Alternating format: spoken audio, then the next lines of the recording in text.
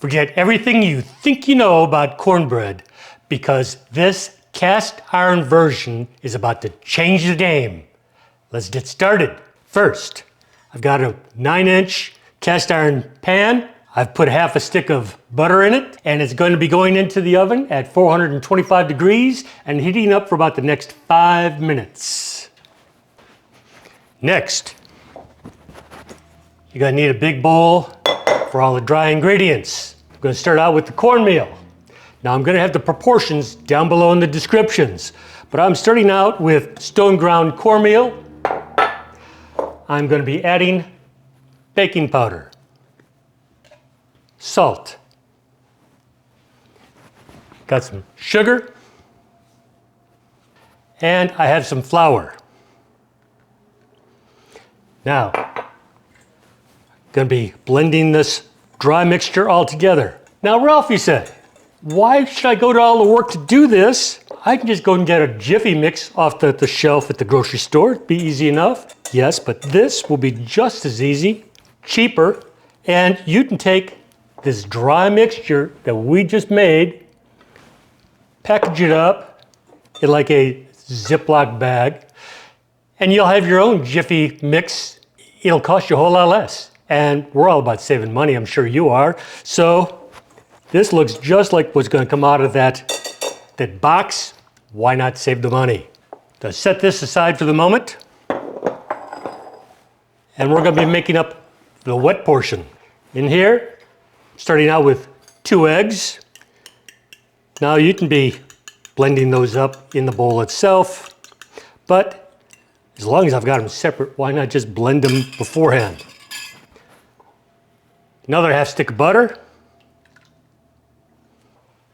And here is something I am doing that's totally different from what a lot of people do. I'm using half and half. By the way, my wife gave me her cornbread recipe to use. Don't tell her I'm not using it. I'm putting together something entirely different. She'll never know. She'll just think it turned out great. Get this blended together. Now, if you heat up the butter just before doing this, make sure your milk or half and half, like I'm using, is at room temperature, because we don't want it to interact with the warm butter and kind of curdle. Last thing we need. Back with my dry ingredients here.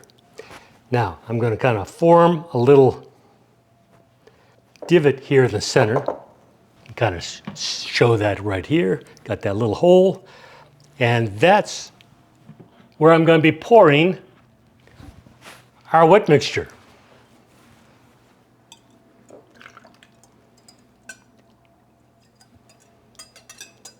Now at this point, it's key. Do not overwork the batter. The more you overwork this batter, the more gluten is going to be formed in the batter. And we're trying to avoid that. So be very gentle. Just work it enough to get any lumps out.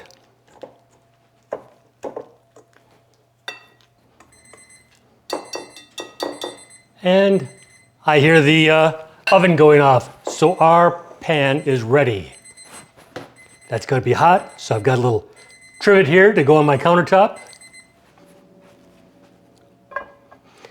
Now, this is going to be extremely hot, so keep that in mind throughout the whole process.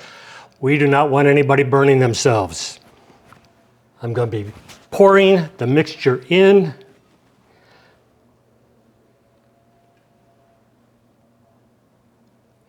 As I do that, the butter is kind of being pushed off to the side. And this is going to be creating very crispy edges, and that is what we're shooting for.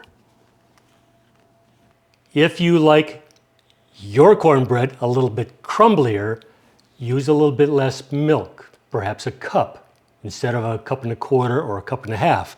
Also, that half and half has a higher fat content.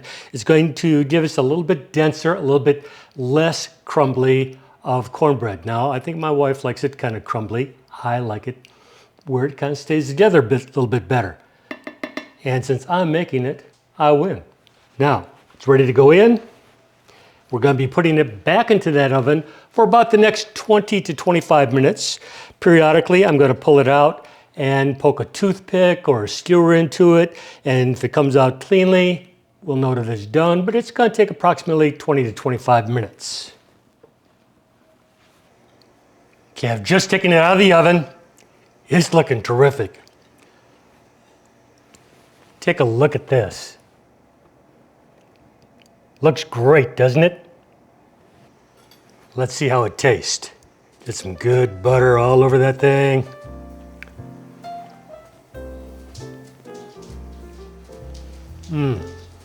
That's awesome. You get that great texture from the stone ground cornmeal.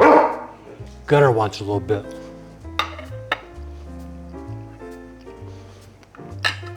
Here you go, buddy. Gunnar loves it too. This has a great flavor. Gotta have some more. It stands up well. It's still a little crumbly, you can see here. But not too bad. It's holding together quite well. So remember, the directions, ingredients, all down below. If you're liking the video, give me a like, maybe a subscription, and please give me lots of comments because Gunnar and I love the comments. And so, until next time, bye-bye.